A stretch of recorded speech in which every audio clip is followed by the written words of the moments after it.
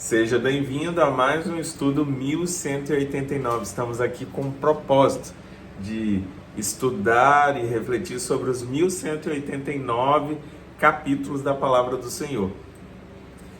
Não tanto estudar, mas refletir e ler. Ler a Palavra do Senhor para que ela seja assimilada pelos nossos corações. Aqui é algo feito de forma bem breve, mas é um despertar para que você dedique muito tempo na presença do Senhor. E hoje com o capítulo 21 do livro de Atos, capítulo 21. Antes de lermos, vamos orar. Pai, estamos aqui diante da Tua Palavra e tudo o que nós queremos é que ela entre em nossos corações e que ela faça parte dos nossos pensamentos e que as nossas atitudes reflitam a obediência a essa palavra. Que todas as vezes que o erro estiver à nossa porta, que a Tua palavra não permita que esses erros, essas brechas, sejam criadas em nossa vida. Nós nos submetemos ao Espírito Santo do Senhor que habita em nós e pedimos que a Tua palavra seja luz para o nosso caminho, em nome de Jesus. Amém. Vamos lá? Capítulo 21 do livro de Atos. Depois de nos separarmos deles, embarcamos e navegamos diretamente para Cós. Aqui, no capítulo anterior, Paulo se despede de todos aqueles que se converteram na cidade de Éfeso e ele vai em direção a Jerusalém, que é o trecho que nós vamos ler desse capítulo.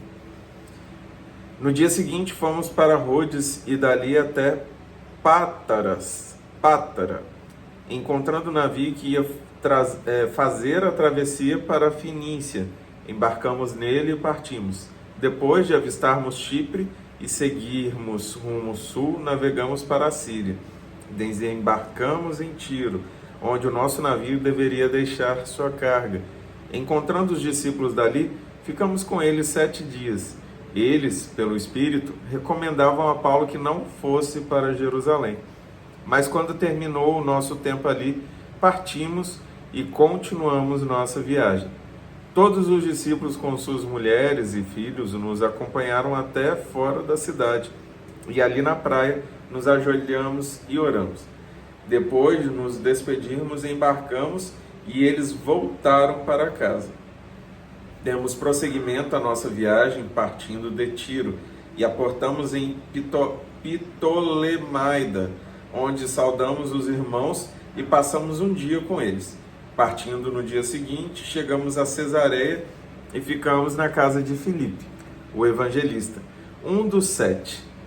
E tinha 4 filhas virgens que profetizavam.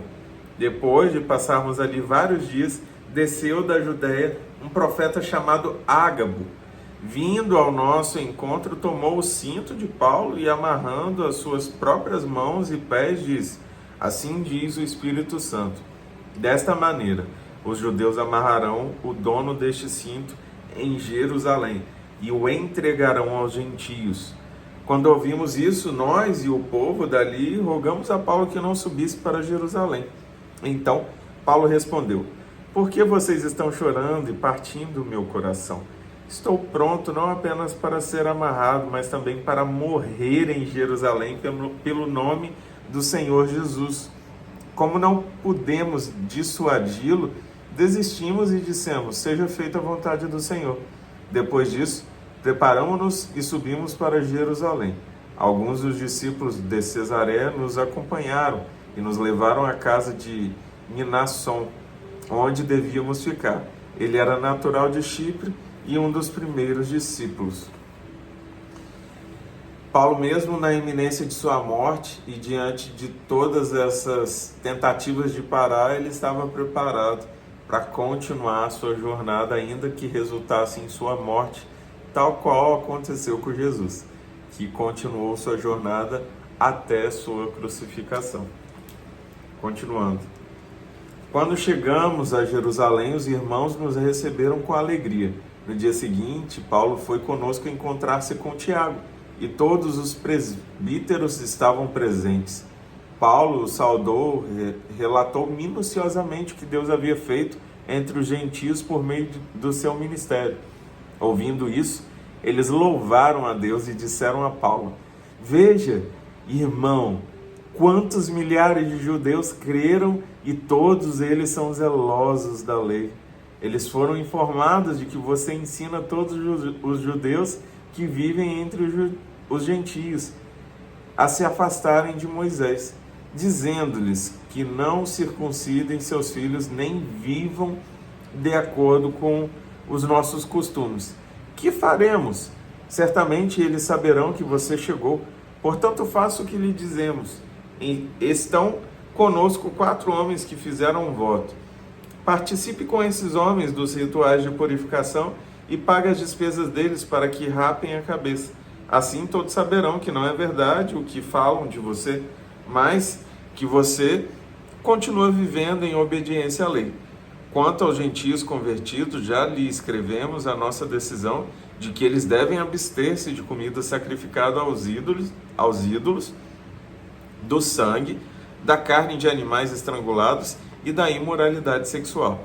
No dia seguinte, Paulo tomou aqueles homens e purificou-se com eles. Depois, foi ao templo para declarar o prazo do cumprimento dos dias da purificação e da oferta que seria feita individualmente em favor deles. Então, com a chegada de Paulo a Jerusalém, eles entram no mérito dessas questões legalistas da religiosidade judaica, e Paulo, ele se coloca ali à disposição para realizar os atos que para eles eram significativos, fazia parte da doutrina de fé judaica.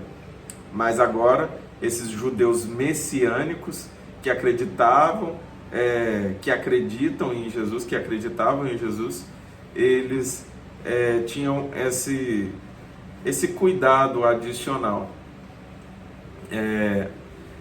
A gente precisa entender que o judaísmo é uma coisa, o cristianismo é a continuidade, mas as práticas legais do judaísmo não são as práticas que nós vivemos do Antigo Testamento em sua maioria. Nós estamos vivendo o período da graça, que é a instrução do que Jesus nos deixou. Mas o Antigo é de extrema importância porque conta a base de tudo aquilo que nós acreditamos, e Jesus era judeu, mas ele não pregava o judaísmo, mas a obediência ao seu Pai, o Senhor.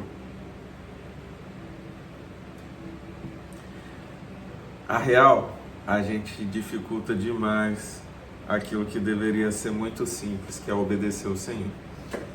Quando já estavam para terminar os 7 dias, alguns judeus da província da Ásia, vendo Paulo no templo, agitaram toda a multidão e o agarraram, gritando: israelitas, ajudem-nos! Este é o homem que ensina a todos em toda parte contra o nosso povo, contra a nossa lei e contra este lugar.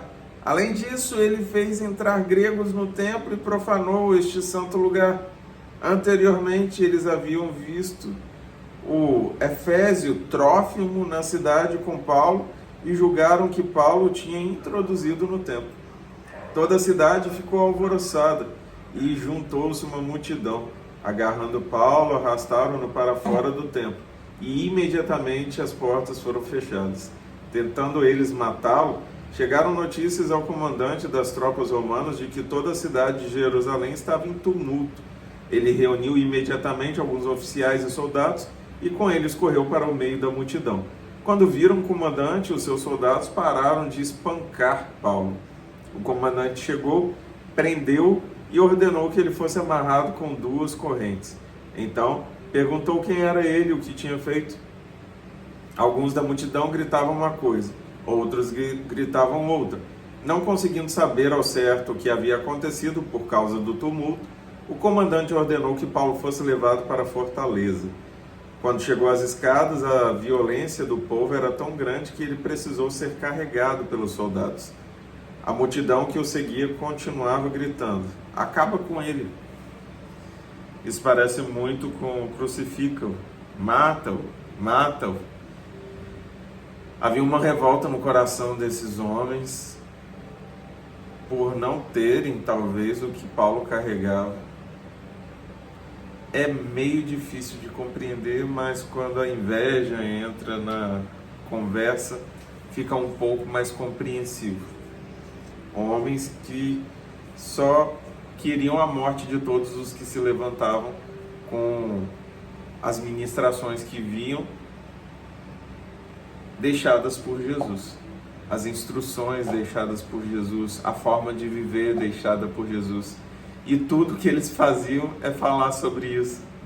E isso gerava toda essa revolta, e todo esse tumulto, e toda essa sede por sangue e morte. Continuando, quando os soldados estavam para introduzir Paulo na fortaleza, perguntou o comandante: posso dizer-te algo?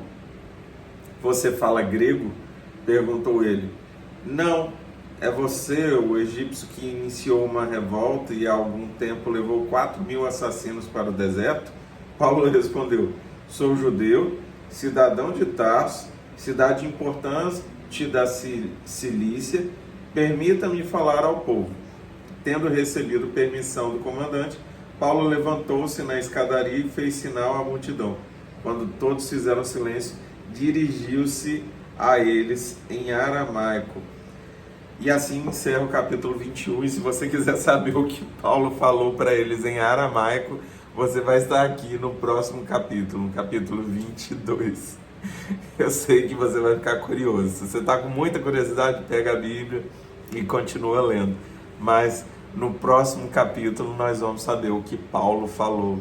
Que Deus te abençoe em nome de Jesus.